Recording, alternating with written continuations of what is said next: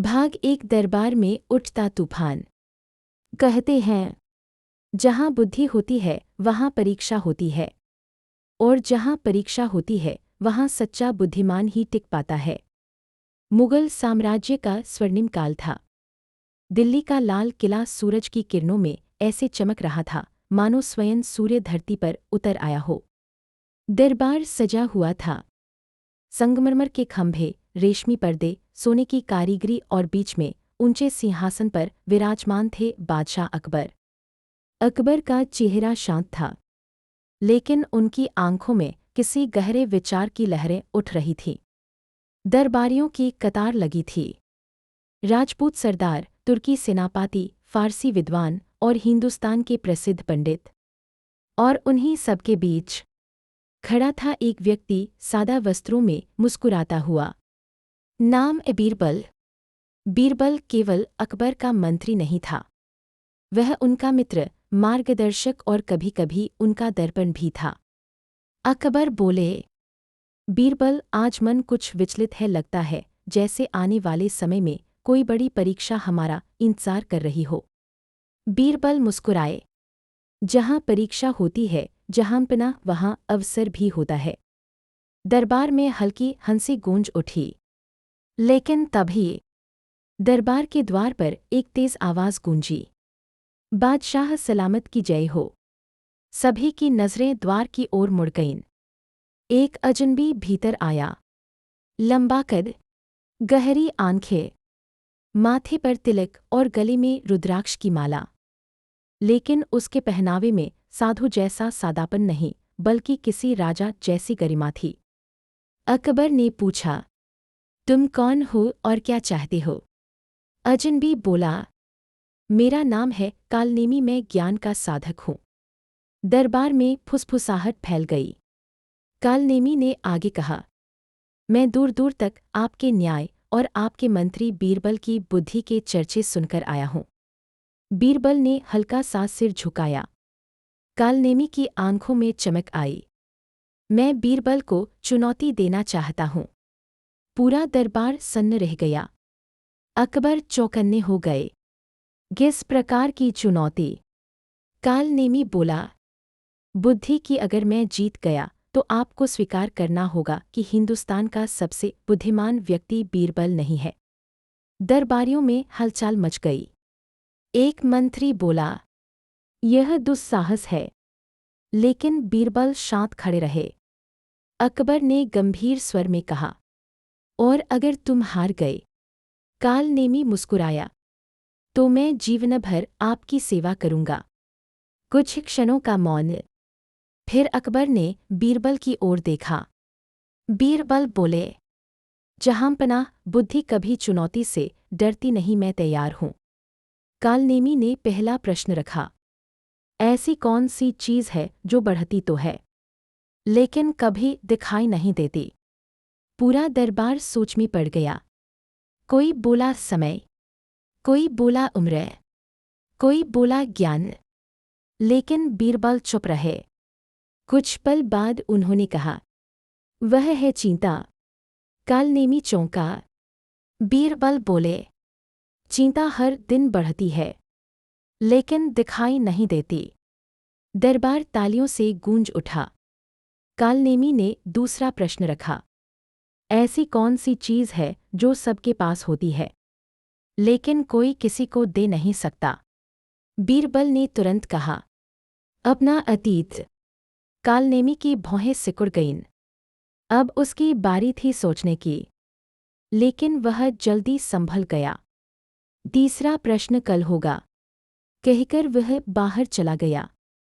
बीरबल ने अकबर से कहा, जहांपनाह, यह व्यक्ति साधारण नहीं है, इसके पीछे कोई बड़ा षड्यंत्र हो सकता है। अकबर गंभीर हो गए। रात को बीरबल अपने कक्ष में बैठे थे। उनके मन में एक ही प्रश्न घूम रहा था, कालनेमी वास्तव में कौन है? उसी रात महल के बाहर एक गुप्त बैठक हुई। कालनेमी किसी नकाबपोश व्यक्ति से मिला। नकाबपोश बोला, याद रखो, बीरबल को हराना ही नहीं, उसे अपमानित करना है।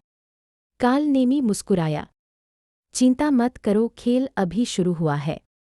और इसी के साथ हिंदुस्तान की सबसे बड़ी बुद्धि परीक्षा का आरंभ हो चुका था। भाग 2 षड्यंत्र की परछाई। रात का सन्नाटा चारों ओर फैल चुका था। लाल किले की ऊंची प्राचीरों पर पहरेदार मशाले लिए घूम रहे थे। हल्की ठंडी हवा बह रही थी, लेकिन बीरबल के मन में तूफान चल रहा था। उन्हें नींद नहीं आ रही थी। बार बार कालनेमी का चेहरा उनकी आंखों के सामने आ रहा था। यह व्यक्ति साधारण साधक नहीं हो सकता, बीरबल खुद से बोले। उन्होंने अपने विश्वसनीय सेवक शंकर को बुलाया। शंकर, आज रात तुम चुपचाप पता लगाओ कि कालनेमी कहाँ ठहरा है और वह किन लोगों से मिलता है। शंकर सिर झुकाकर बोला, जैसा हुक्म हुजूर। उधर कालनेमी शहर के बाहरी हिस्से में स्थित एक पुराने हवेली में ठहरा था। हवेली सुनसान थी, टूटी दीवारें, सूखे पेड़ और अंधेरा। लेकिन अंदर कई मशालें जल रही थीं। वहाँ वही नकाबपोश व्यक्ति मौजूद था। नकाबपोश बोला, कल का प्रश्न ऐसा होना चाहिए कि बीरबल उलझ जाए। कालनेमी हंसा, मेरे पास ऐसे 100 प्रश्न हैं। नकाबपोश ने धीमी आवाज में कहा, याद रखो, अगर बीरबल हार गया तो दरबार में उसकी प्रतिष्ठा टूट जाएगी और अकबर कमजोर पड़ जाएगा। कालनेमी की आंखों में लालच चमक उठा। अगली सुबह दरबार फिर से सजा। अकबर अपने सिंहासन पर बैठे, बीरबल शांत खड़े थे। कालनेमी आया।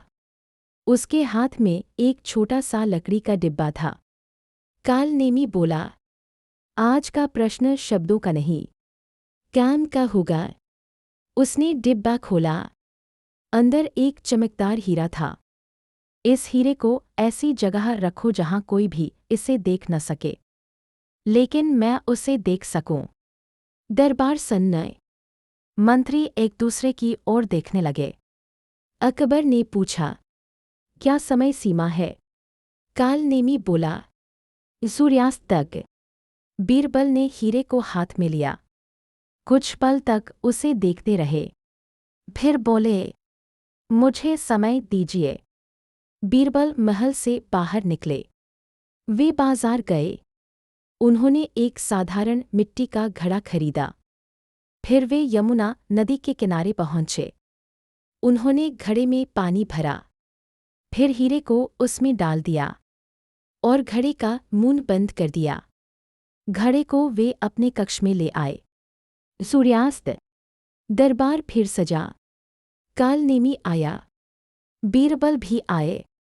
बीरबल ने कहा, हीरा ऐसी जगह रखा है जहां कोई देख नहीं सकता, लेकिन आप देख सकते हैं।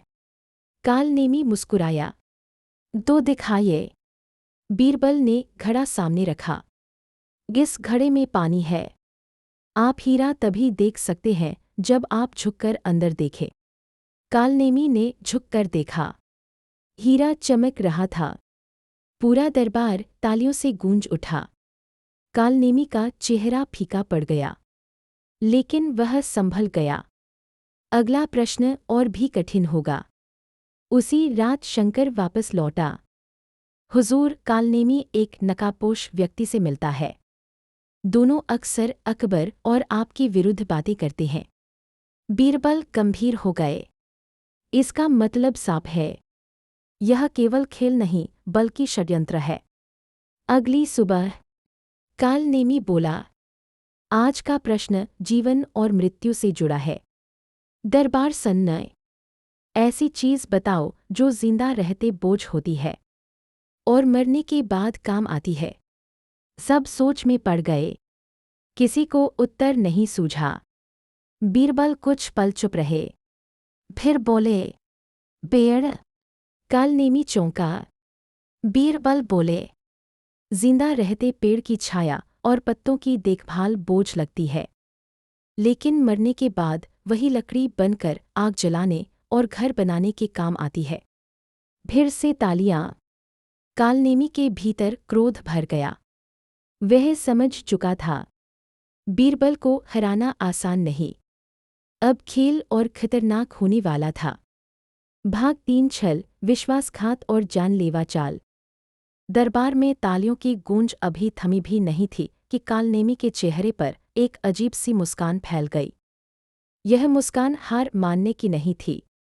यह मुस्कान किसी खतरनाक योजना की शुरुआत थी।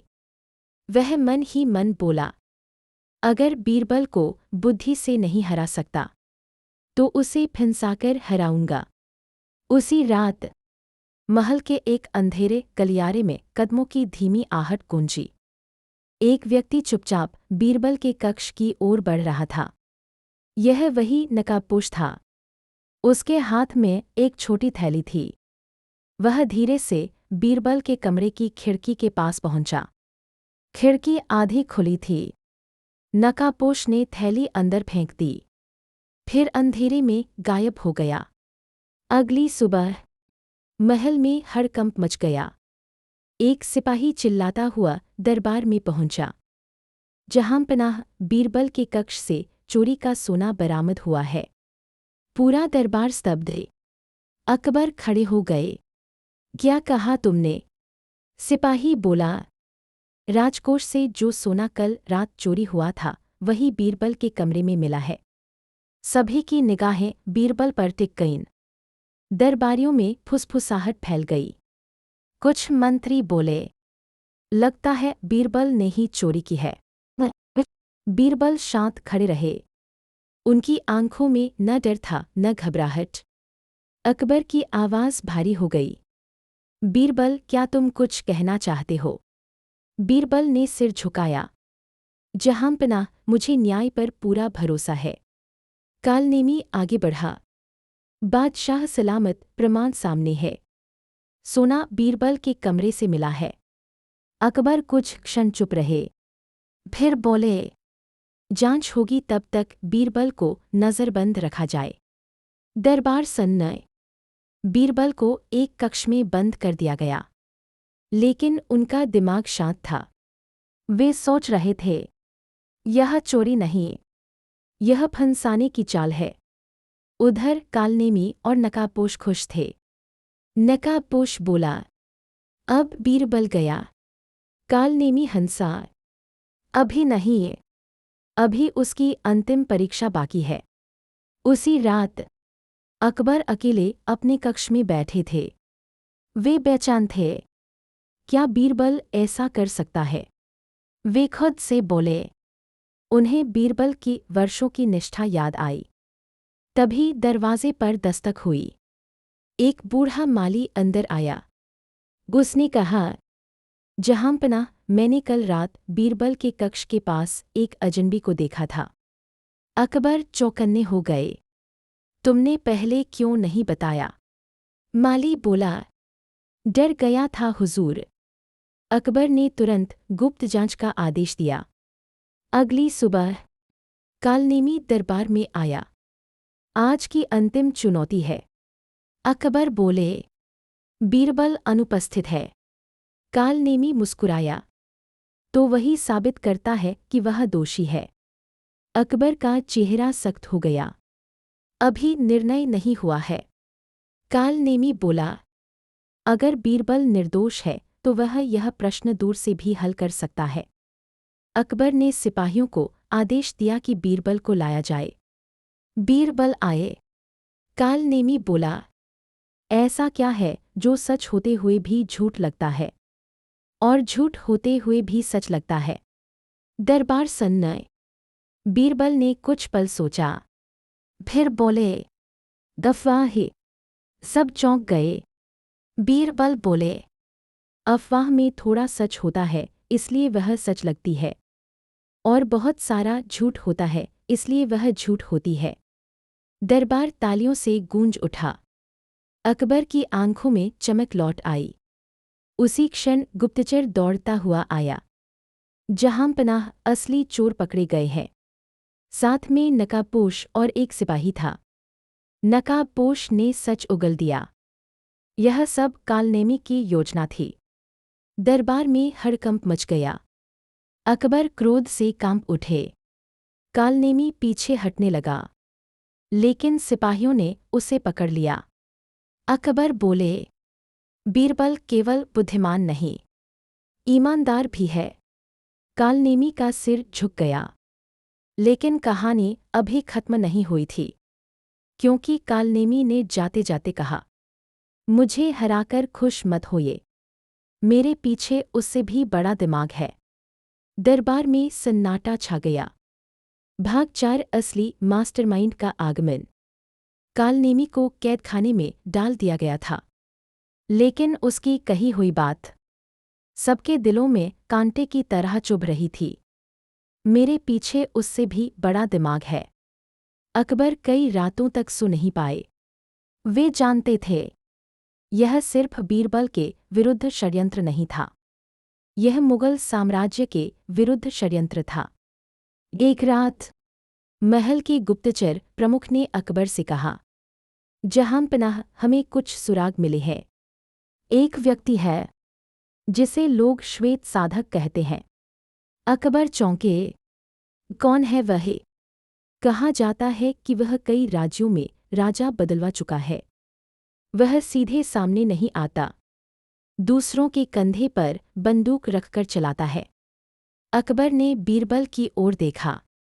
बीरबल बोले, जहांपनाह, यह युद्ध तलवारों का नहीं, बुद्धि का है। कुछ ही दिनों बाद एक दूत दरबार में आया। जहांपनाह, पड़ोसी राज्य काबुल से संदेश आया है, वहां विद्रोह भड़क गया है। अकबर समझ गए, यह उसी श्वेत साधक की चाल है। अगर सीमाएं अस्थिर होंगी तो दिल्ली कमजोर होगी। अकबर ने बीरबल को गुप्त मिशन सौंपा। बीरबल, तुम्हें साधारण व्यापारी बनकर काबुल जाना होगा और पता लगाना होगा कि असली मास्टरमाइंड कौन है। बीरबल मुस्कुराए। जहांपनाह, सत्य की राह कठिन होती है, लेकिन मंजिल मीठी होती है। काबुल की गलियां, भीड़भाड़, शोर और हर चेहरे पर डर। बीरबल एक सराय में ठहरे। वहां उन्होंने देखा एक सफेद वस्त्रों में लिपटा व्यक्ति, जिसके चारों ओर लोग सम्मान से सिर झुकाते थे। यही था श्वेत साधक। बीरबल ने व्यापारी बनकर उससे बातचीत शुरू की। महात्मा, लोग कहते हैं आप भविष्य देख सकते हैं। श्वेत साधक मुस्कुराया। भविष्य वही बनता है जो मैं चाहता हूँ। बीरबल समझ गए, यही असली शत्रु है। श्वेत साधक बोला, दिल्ली का अकबर बहुत शक्तिशाली हो गया है, अब समय है उसे झुकाने का।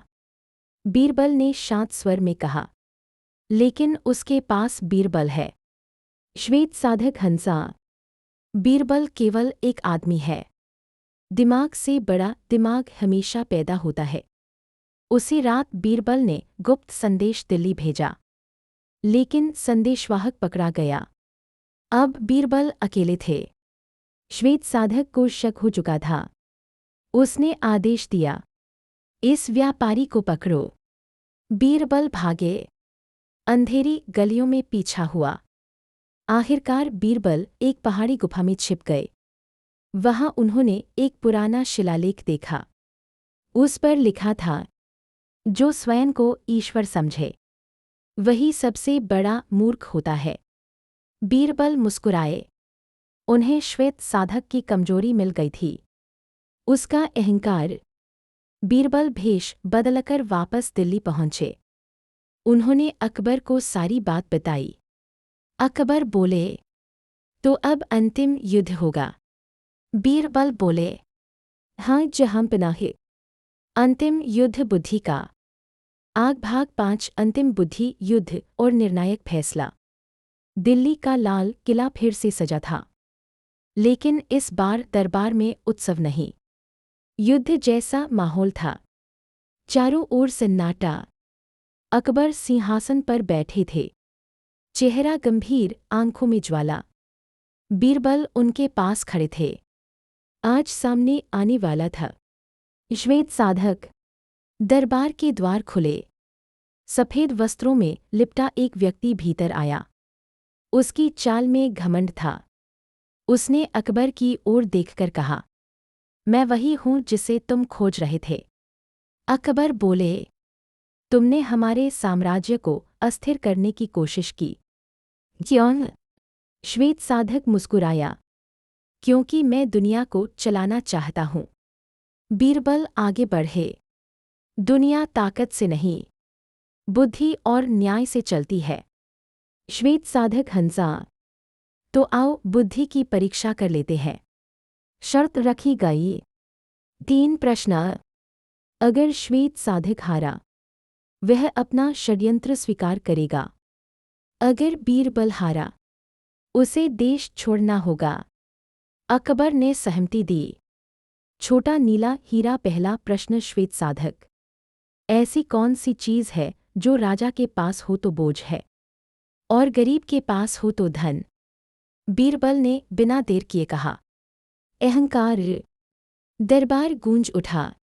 छोटा नीला हीरा। दूसरा प्रश्न बीरबल, ऐसी कौन सी चीज़ है जो सबके पास बराबर होती है लेकिन कोई महसूस नहीं करता? श्वेत साधक सोच में पड़ गया। काफी देर बाद बोला, समय। ये बीरबल मुस्कुराए, गलत। समय सबको महसूस होता है। फिर बोले, वह है सांस। दरबार तालियों से गूंज उठा। श्वेत साधक घबरा गया। छोटा नीला हीरा। तीसरा और अंतिम प्रश्न श्वेत साधक, अगर मैं कहूं कि मैं ईश्वर हूं तो तुम क्या कहोगे? बीरबल ने शांत स्वर में कहा, जो स्वयं को ईश्वर कहे वह सबसे बड़ा मूर्ख होता है। पूरा दरबार स्तब्ध। श्वेत साधक का चेहरा उतर गया। वह घुटनों पर बैठ गया। मैं हार गया। श्वेत साधक ने अपना अपराध स्वीकार किया। कालनेमी और उसके नेटवर्क का पूरा सच सामने आ गया। अकबर ने आदेश दिया, इन्हें कठोर दंड दिया जाए। फिर अकबर बीरबल की ओर मुड़े। बीरबल, तुमने एक बार फिर सिद्ध कर दिया कि बुद्धि तलवार से अधिक शक्तिशाली होती है। बीरबल ने सिर झुकाया। जहांपनाह, शक्ति का उद्देश्य शासन करना नहीं, सेवा करना होना चाहिए। चमकदार तारे। समापन संदेश। इस कहानी से हमें यही सीख मिलती है। दाईं ओर इशारा करती तर्जनी अहंकार विनाश की जड़ है। दाईं ओर इशारा करती तर्जनी बुद्धि और सत्य सबसे बड़ा हथियार है। दाईं ओर इशारा करती तर्जनी सच्चा महान वही है जो स्वयं को छोटा समझे।